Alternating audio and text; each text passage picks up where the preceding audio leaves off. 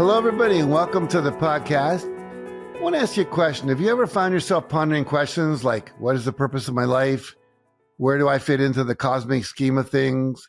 Is there more to life beyond what I'm experiencing now? Or what we hear about the word enlightenment, like, what is that and how can I get it? And maybe bigger questions like, what is the purpose of life itself? And what is consciousness? And how did our universe get created? You know, and philosophers and physicists have been debating these questions or exploring them, trying to come up with the answers and solutions. Things like, do we have free will, or is everything determined? What's the nature of good and evil? How can we best address climate change? What are the risks of artificial intelligence, and how can we prevent them? How can we bring an end to the war and the terrorism and create the permanent world peace that we all wish we could experience? How can we achieve a socially just society? What can I do to personally help solve these global challenges that we have? Well, if you have, you're in the right place today, because my next guest is someone who has spent his entire life searching for answers to all of these questions. And in his new book, he claims to have the answer to all of them. I'm really excited about it. I've just been reading his book, and it's so wonderful. So I'm going to introduce to you Tony Nader, Dr. Tony Nader. He's got 2 doctorates, maybe some more honorary ones, I don't know. But he's got an MD from Harvard and a PhD in neuroscience from MIT. And he's not just a brilliant mind, but someone who has profoundly deepened our understanding of consciousness through a blend of modern science and ancient wisdom, which you're going to hear about today. So his new book is called Consciousness is All There Is: How Understanding and Experience Consciousness Will Transform Your Life. And it challenges us to rethink everything we know about who and what we are and how we interact with the world.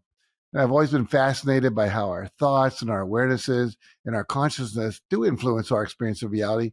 And Tony's work provides incredible insights to all of this.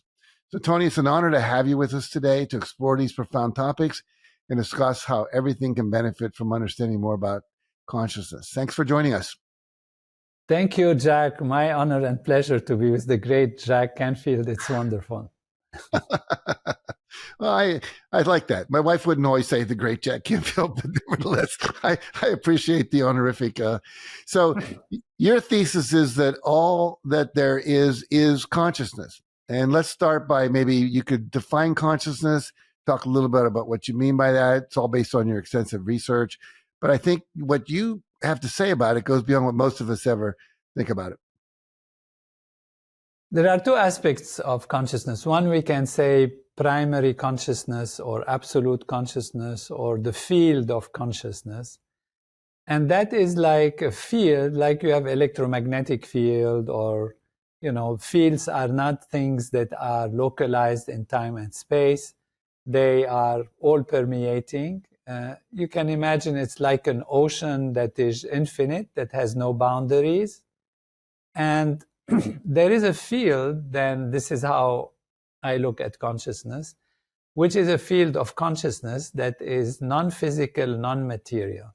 We call it consciousness because it can be conscious, or it is conscious. It is conscious of itself.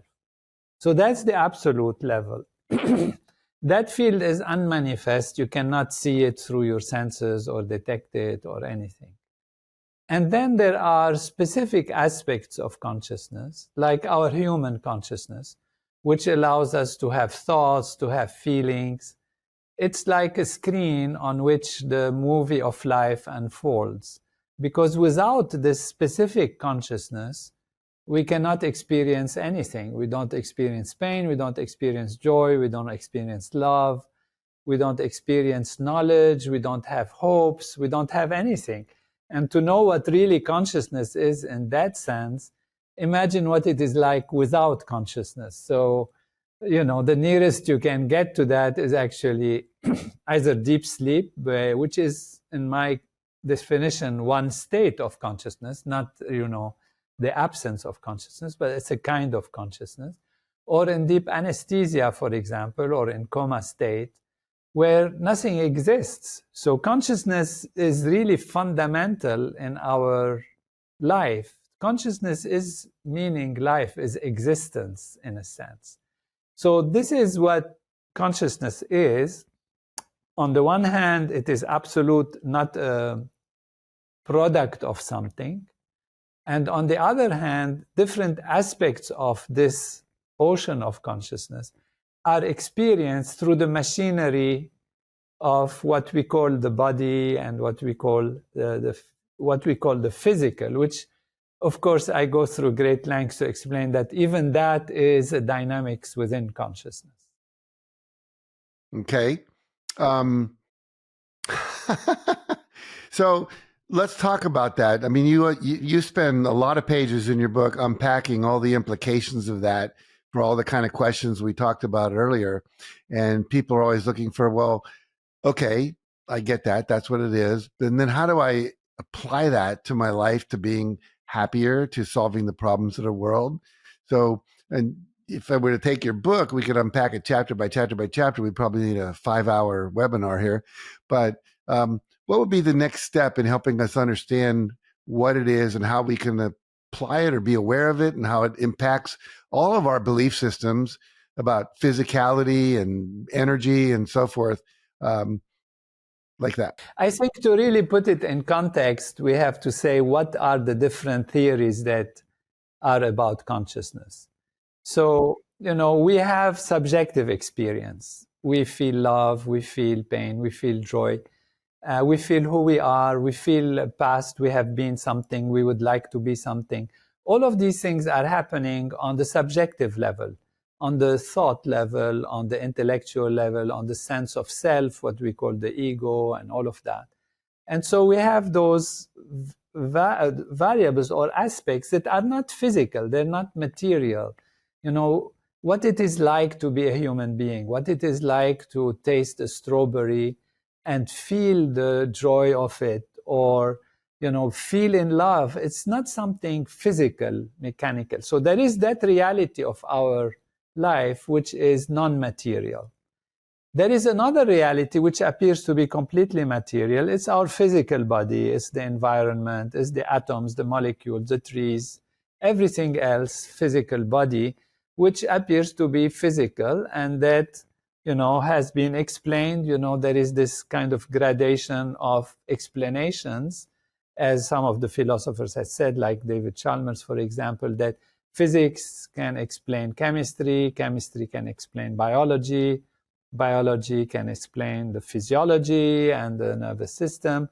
But then suddenly something comes out which is not mechanical, which is not physical, and that is our very personal subjective experience. And that is what we call consciousness or awareness as part of consciousness. There is a difference, if you like, we can go into that. But for the time being, there is that non-physical thing that emerges as if.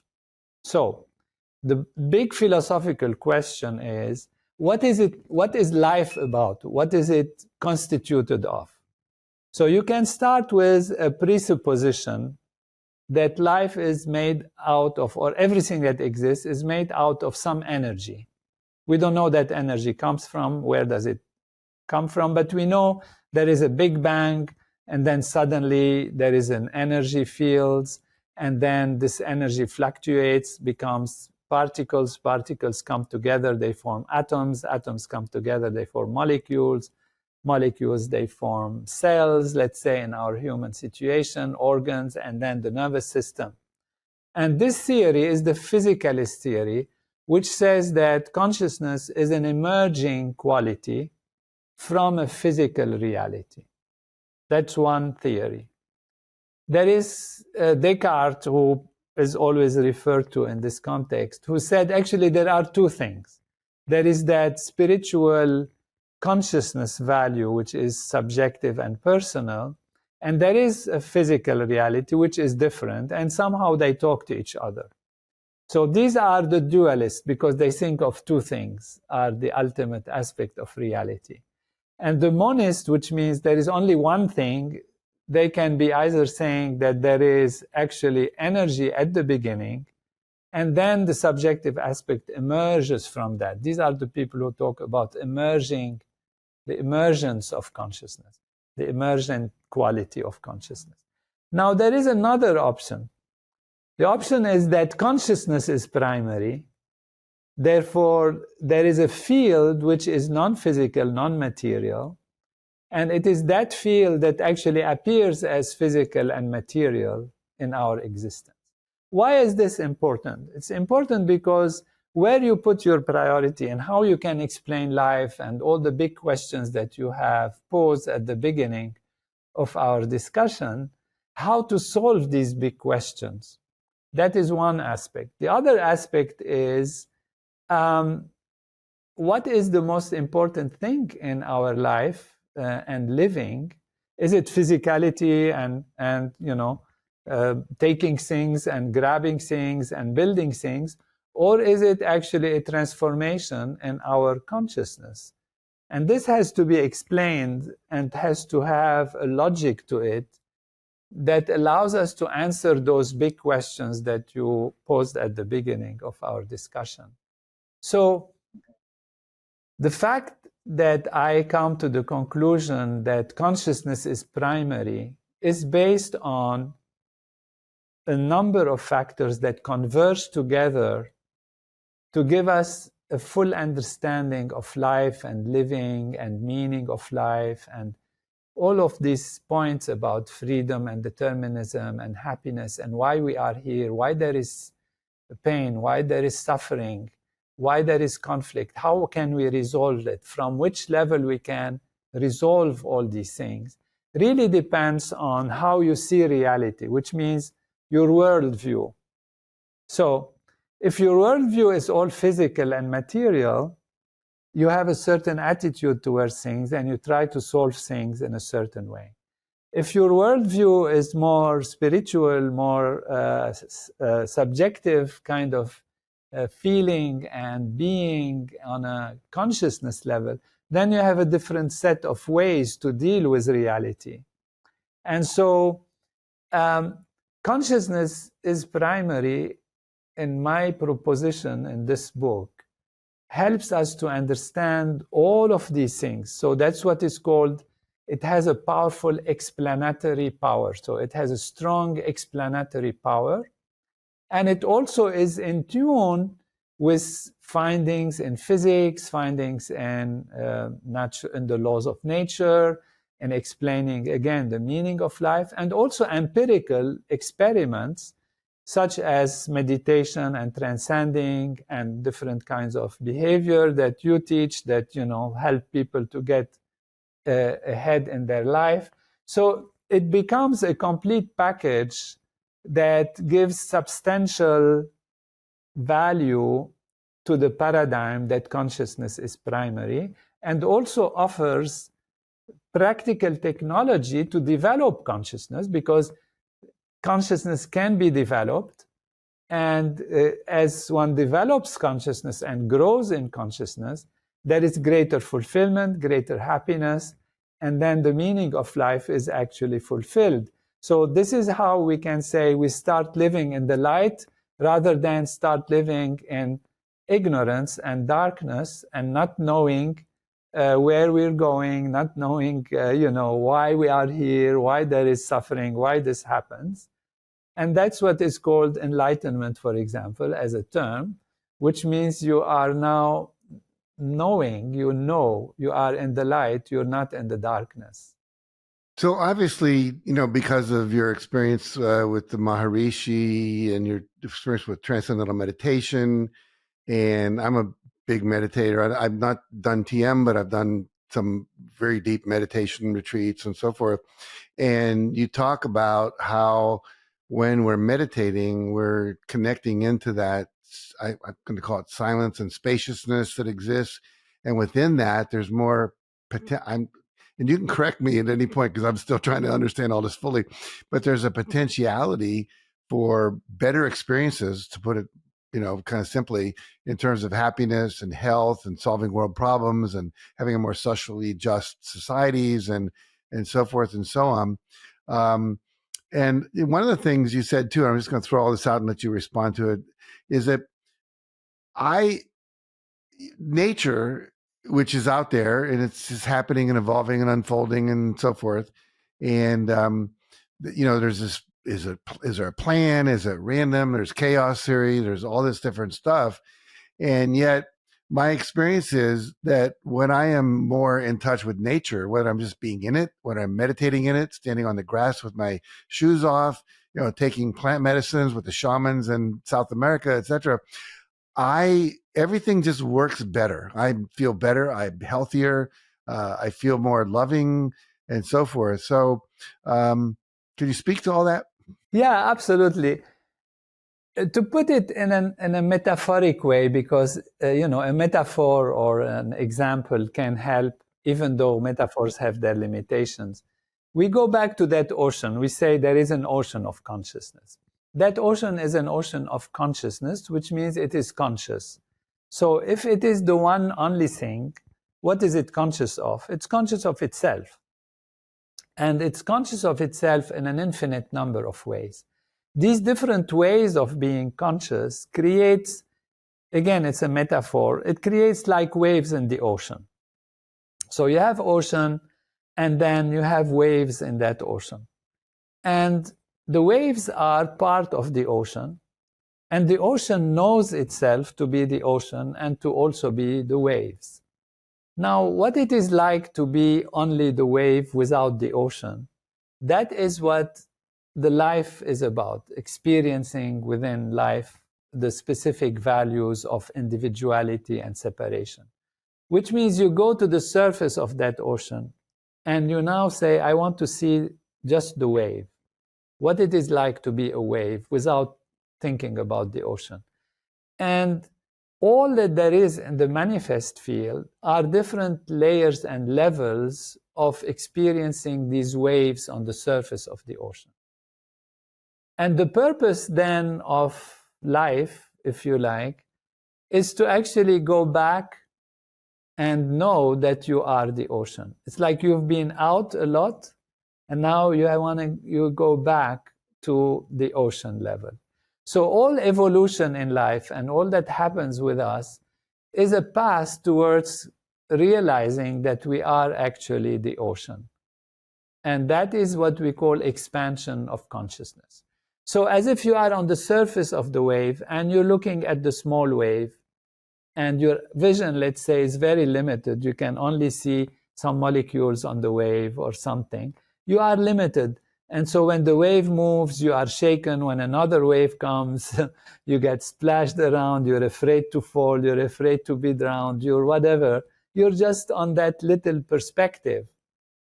And now your vision expands and you see the other waves. And you see the other waves are part of your reality. So when you are out, for example, and you're saying you are in the field and you meditate and you know, some things that you eat, something that you take, it is like getting in tune with all that is around you and starting to feel that you are more than just your body or what is limited in your physiology, in your physical body, that you are also part of that wholeness. So what's happening there is an expansion of your perception of the self. So the self is no more just limited, but suddenly it takes that dimension of including within your perception of yourself bigger perspective. So all of life is about growing. To be happier means to be more, not to have more. To have more, sometimes people mix it up with being more, because when you have more, you think, oh, it's myself also. My house is bigger, my car, my plane, like this. And you identify yourself with these things and you say, yes, I'm growing and I'm growing. But when sometimes these things break and they don't work well and the friends go away and the lovers are like that and your whole life is shaken and your whole being is shaken. It's like you expand on the surface, it's fine, but what you really want is to be more. And that's what brings greater happiness and greater satisfaction. Why? And this is why this paradigm is complete in that sense, is that it starts somewhere, goes to the surface, and comes back to the ocean itself, so that the purpose of life, the meaning of ultimate fulfillment, is to actually realize that you are the ocean and that all the waves are part of you. And that is where you grow in happiness and fulfillment, because nothing is missing. So in Transcendental Meditation, because you mentioned it, what we do is go beyond the wave, dive deep within ourselves, and find that we are the ocean. And this is how you can get these experiences. Now, the experiences of expansion can happen, as you mentioned, but can also happen with, people saying you should have compassion, for example. Why should you have compassion? Because it's nice to the other and you are more human and like that. That's one aspect. But the real reason why compassion is important is because it unifies you with the other. It makes you feel part of a bigger reality. Why love is so great and you should love and all of that? Because love is a unifying force where yourself grows. Because when you love more, it means you are more unified with the object of love, or the person that you love. What is maximum love? Maximum love is to be in unity with the other. And that is when you say the other is myself, is like myself. When you really love somebody, when a parent, just taking an example, really love their children, if there is only some food that is left, they'd give it to the child because intuitively they are unified with that child. And when you are with the other, you want the other to taste the right things, to have the beautiful things. You don't, mind your personal love because you see yourself in the other. So that all of these experiences in life and all of these points of life also support the idea that growing in the awareness of the self as being more expanded allows us to grow ourselves and to feel bigger. So love of my family, love of my nation, love of my world, love of my environment, life of my universe, because I am one with them. And there is the technology to grow in consciousness. All that we do that is in the right direction, for example, help thy neighbor, or, feel good with others, be forgiving, be that. All of this means grow in unity, grow in wholeness.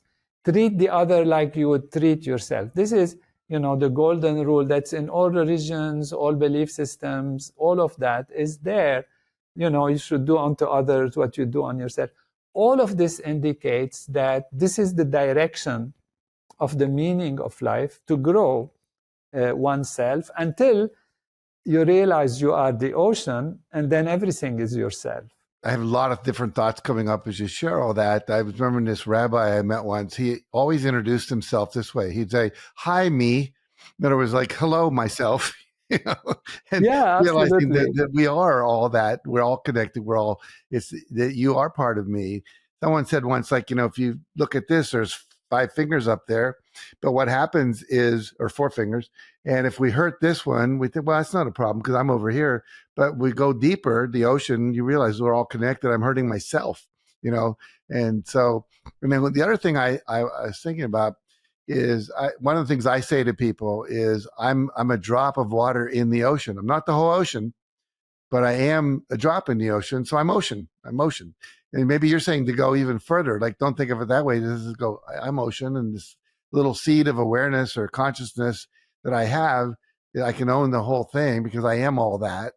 And then finally, I just want to say this. I lead a meditation process in some of my seminars, which comes out of a study or a psychology called psychosynthesis. And the idea was that we have them say, I have a body, I'm not my body. I have emotions, I'm not my emotions. I have an intellect, I'm not my intellect. I have many roles I play, I'm not the roles I play. I have emotions, I'm not those.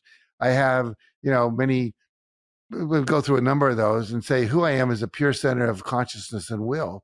And so basically I can choose with my consciousness where I want to place it. And so now I have a choice instead of being drifted around like the waves. I think of I remember being on a wave. My wife was teaching me to boogie board, and all of a sudden she had taught me how to get on there and move it, but she hadn't taught me how to stop. So I'm on this wave headed toward a wall of lava rock in Hawaii going, uh-oh. But the idea is if you're on that wave and some of the waves take you places perhaps that, can be very difficult and challenging. But if you go under the ocean, there's no waves there. There might be some currents, but it's peaceful. And I really get people to realize that who you are at a deeper level is that peaceful part of the ocean. And most of us live our self up here, live our lives up here, not realizing that we are that. I want to ask you a question about consciousness. I think about plants and animals. We have a lot of people tell us that, everything has consciousness. And just thought, here's a rock, here's a tree, here's a pebble on the ocean, a seashell, whatever. What are your thoughts about that? Consciousness is all there is in this paradigm. That's the title of the book. So it's not that these objects have consciousness. In fact, in my definition, they are consciousness. So they are expressions of consciousness. Mm-hmm. So in that sense, we have the small self and we have the big self. So that ocean of consciousness experiencing itself from its unbounded perspective, its nature is to know itself in all possible ways. And it knows itself from the unbounded perspective as a starting point, let's say. What it doesn't know is what it is like to be a stone, what it is like to be a tree, because these are also different ways of being conscious. Actually, they are being conscious. So a stone, for example, what is it conscious of? A stone just reacts to gravity, for example, or has some, electric inside, some heat or something, whatever it has. But just let's talk about gravity. So we can say it has a very minor, meager, basic level of sensing, which is sensing gravity and responding to it. It has no choice. It has no sense of self. It has no idea of present, past, or future. It has no fear, so when you drop the stone, it's not going to say, oh my God, what's going to happen to me? Am I going to break myself? Has absolutely no idea like that. And so we are expanding, again, going back to the definition of consciousness. We're expanding consciousness from being a human-like consciousness to any sensing, detecting, or feeling, or responding to. So when two particles, one positive particle, one negative particle, come together because they're attracted, it's not that they are attracted and say, oh, I'd like to go and see the other particle and like that. There's nothing to do with that. It's just automatic. They have no choice. They will be attracted, and that's it. They have no sense of being attracted or anything. So we have to accept to expand our understanding of consciousness to be something very minimal that grows. I take usually the example, for example, a sunflower that turns towards the sun. It's not that it says, oh, it's sunny, I'd like to look at the sun today. It just has mechanisms within it which makes it turn to the sun. But that is a more complex level of experiencing than the stone. Mm-hmm. It is, again, not a human experiencing the sun. Is completely different. And like this, you go through the pyramid, if you like, of consciousness, where you can have higher and higher and more complex consciousness. And you reach a human being which has that sense of self, that sense of present, past, and future, etc. So yes, all these are consciousness. They are dynamics of consciousness. And within consciousness, they are the ocean moving into waves, experiencing itself as a wave, but wanting to go back to be the ocean.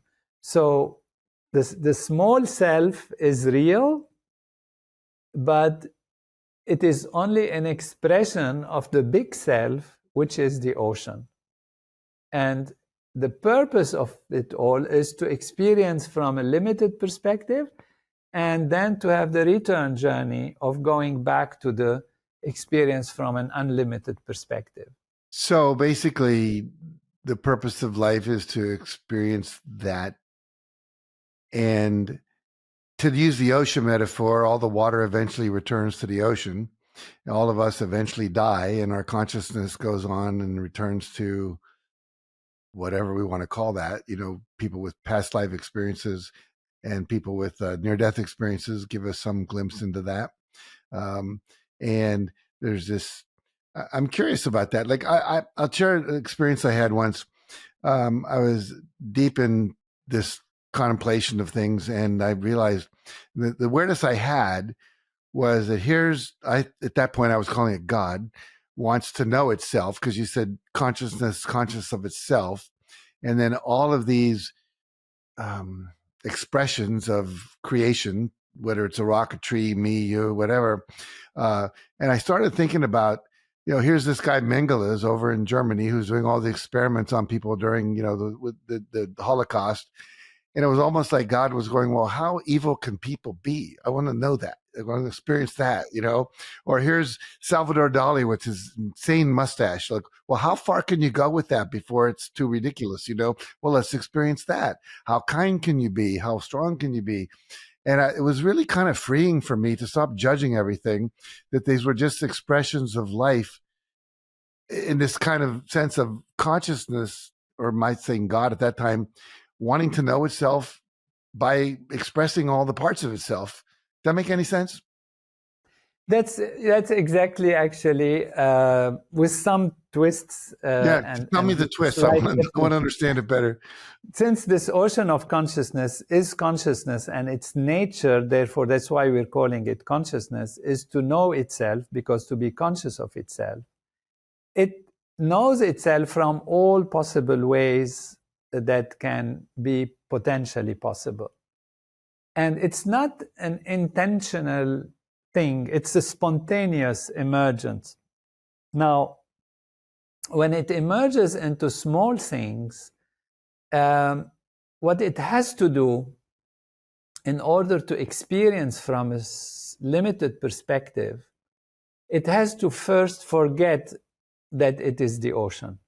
Because if it knows that it is the ocean, it would be cheating. It wouldn't be really experiencing from a limited perspective. Mm-hmm. So that is why there is what we can say forgetting that it is the ocean. So it does forget, it hides itself, its true self, and sees itself from a specific perspective.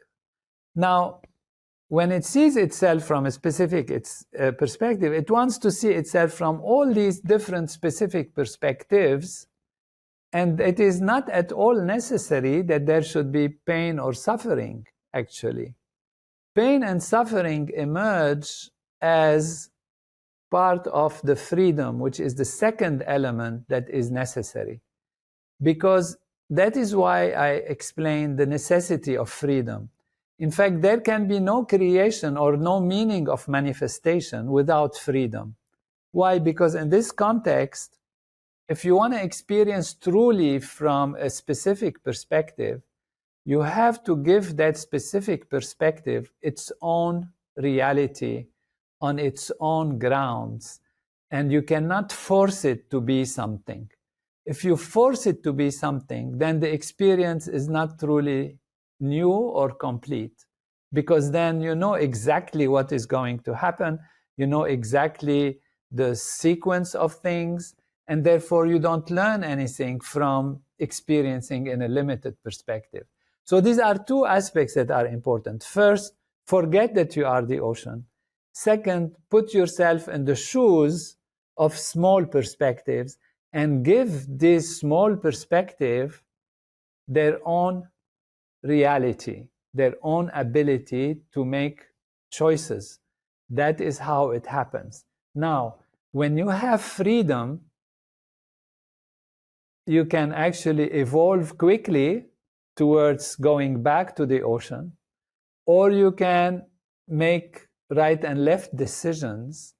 And this is where, on the specific level, you can go into negative things and create negative effects, and therefore have to actually go back to the right path, because you are not getting more and more fulfilled.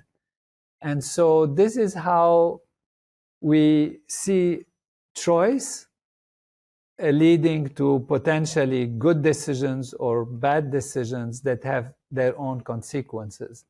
Why they have their own consequences, there is also a logic for that. What does that mean? I mean, this is the action and reaction. You know, the why there is action and reaction, why there is, as they say, on the feeling and on the behavioral level, why there is karma. Mm-hmm. And that means for every action, there is a specific reaction. And I explained this in the book on the basis of that ocean of being always being equal to itself and having within it all possibilities. And all possibilities means everything and its opposite.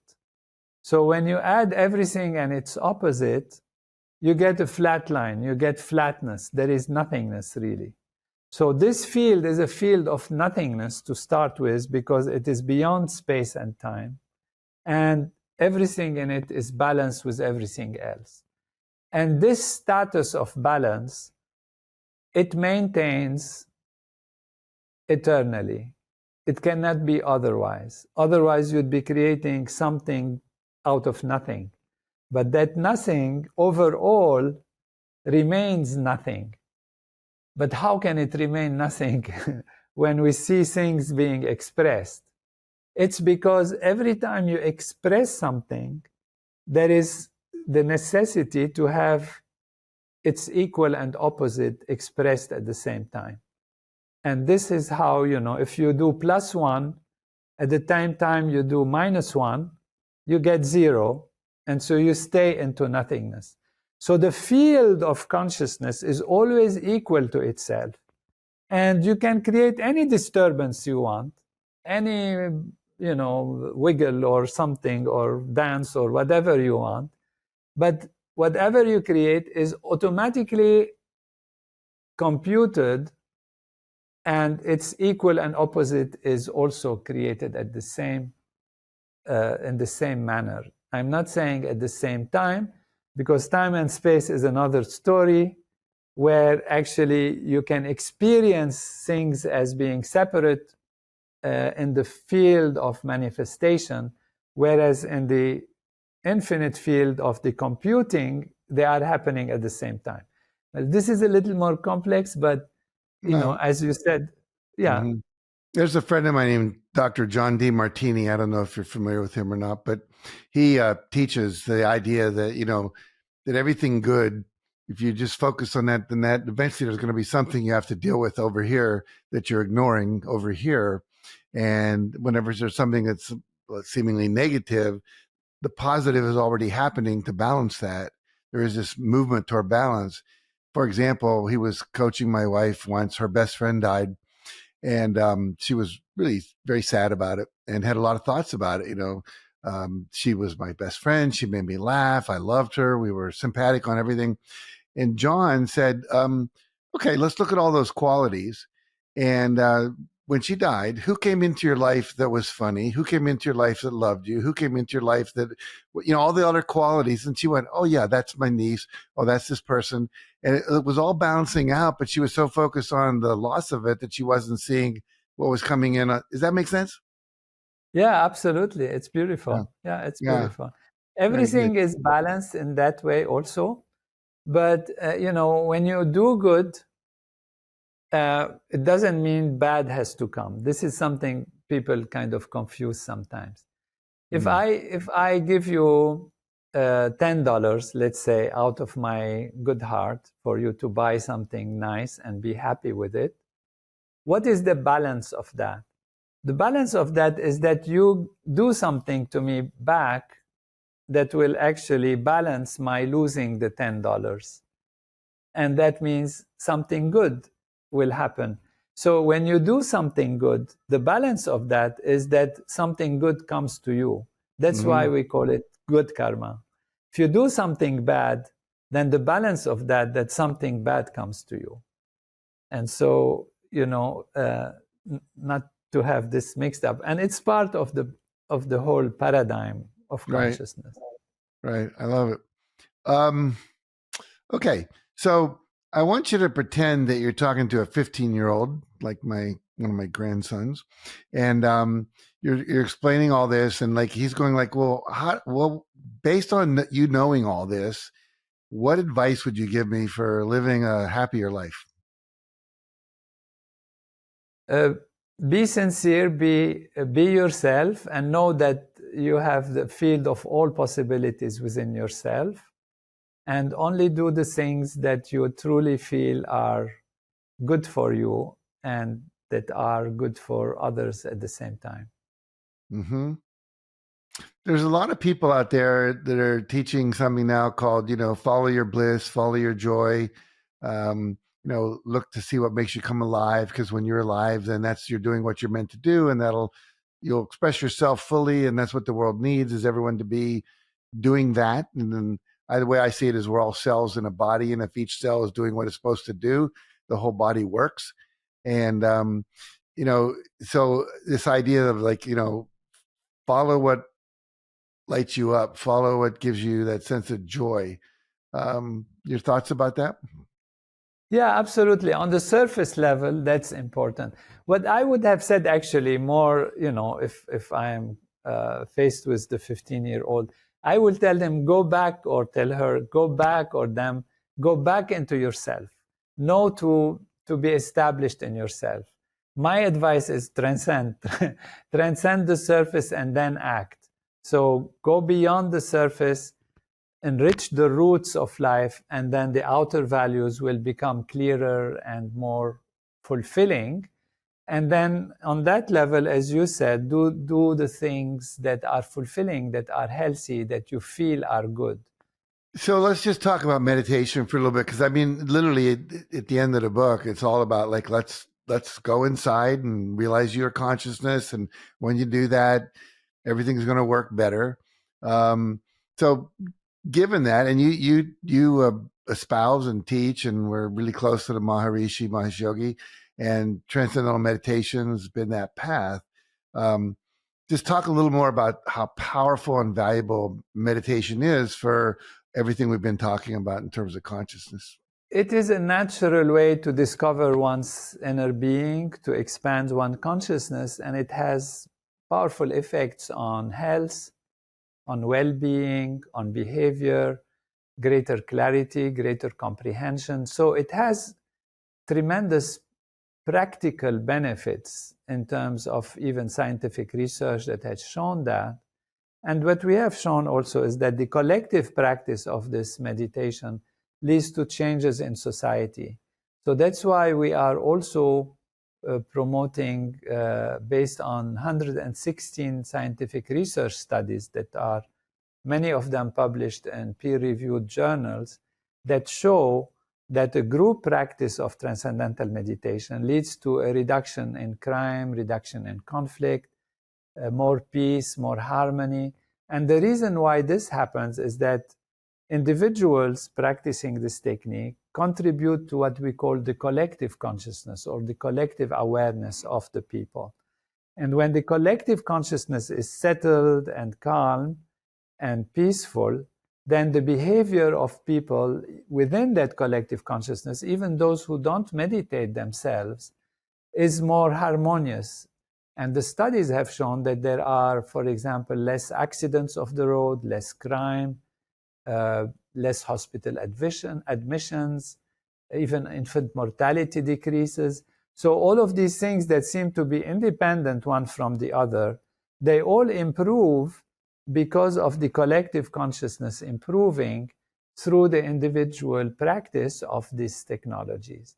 And so we are now looking, forward to do something on an international level, where we are hoping to create a very large group of people who practice these techniques together, and hope to have and expect to have positive effects, on all that is happening in different parts of the world. I'm curious, though, and I know about those studies in Washington and India and so forth, and how all that stuff you mentioned happens. Going back to the fact that it's all a field, the energy's moving out, it's expanding beyond just that group, and that's how it's having that effect. And the more people that do that, the whole world's impacted by it. That basically how it works. Beautiful. It's perfectly explained. Mm-hmm. Okay, good. That by settling down in the ocean. So if you have many people and they are agitated, So the group is agitated. If you have some people who settle down, then they can entrain the others, and the others can actually settle down also. This is a phenomenon that we see in physics also, for example, the creation of coherent waves, laser waves, or the Meissner effect, and all of that, where the collectivity of working together in coherence leads to a bigger collectivity joining. And that is a phenomenon of entrainment, where when one thing is, when a small percentage of molecules, for example, or atoms, or in this case, photons, for example, for light, start vibrating together, all the other waves join. And that's how you get, for example, laser light. Laser light is the same light as we have in the room, the regular light, but its waves of the photons are vibrating together rather than in a haphazard or chaotic way. And to create that laser light, you don't need to get all the lights together. You create a certain percentage of lights in harmony and coherence, and all the others join and become coherent. So this is how we can influence the collective consciousness, by having a small number of people being coherent. And we see this coherence in brainwave, EEG waves, and all of that. As I said, I could spend 4 hours with you, and I have other questions. And I feel I know some things pretty well, and some things you're giving me new nuances for. And your book was doing that. I haven't memorized it all yet, but I love your exploration of quantum physics in there, and neuroscience, and how all the science kind of comes together. And then looking at the Ayurvedic experiences, coming from the East, and these people knew things years and years and years ago that we're all now finding science to back it up, which I always love. The things I know intuitively, and then someone says, well, here's research that shows you're right about that. So you have a podcast. Talk about that for a minute. I have a podcast called, actually, like the book, it's called Consciousness is All There Is. People can tune into that. If they just go to your website, which is drtonynader.com, which we'll put in the show notes here, they can access that, get on your mailing list. They'll find out about your podcast. Is that how it works? Yeah, absolutely. It's also on YouTube and in different media. Okay. And the book is on drnaderbooks.com, or it's in Amazon, and it has all the references there. Well, good. Yeah. Go to Amazon, go to his website. Either one will get the book out there. I think what you've done, thought about, and coagulated, if you will, and the quality of the work you've done, the whole life devoted to this, is phenomenal. Gratitude from me to you for doing it. And I want to encourage everyone to get in touch with Dr. Nader and to take advantage of all this work. I often say that, we get to take advantage of you having spent, lots of years combining this information, and it maybe takes us, a couple of days, whatever, to integrate it, and then maybe start doing the practices you teach, where we don't have to reinvent the wheel. It's been invented. And so we can take advantage of that, and it makes it easier for all of us. So thank you for doing the heavy lifting, as it were, and appreciate it. Yeah, very much so. It's my joy and hope. Thank you for presenting it to your... Yeah, and what's so amazing, everyone looking at your face right now, look at the joy, look at the peace, look at the calmness, look at the happiness. This is what we all want. So we see it manifested. It's very kind of you. Can look at you and say the same. Yeah. And so there's a path to get there. And so really encourage you to do that. Reach out, go to his website. And thanks a lot, Tony. I really appreciate you joining us today. Thank you, Jack. It's wonderful to be with you. Thank you. And for all of you who tuned in today, thank you for joining us. Share this with your friends. There's a lot of people out there who need this information. Let them know about the podcast, our podcast, Tony's podcast, and put some of this into practice. And I think the best two ways to do that, be get a copy of his book, go to his website, watch some of the what do I want to say, the podcasts he's already done, because they're out there for you to learn from. And also, if you don't have a meditation practice, TM's there. There are many other practices as well. But I would really encourage you to make sure you have a daily or some kind of consistent meditation practice, because it is where so many of the things we talked about get to take root in you, to use a physical metaphor. But anyway, thank you for joining us. Know that I love you, and join us again. We look forward to that, and take care.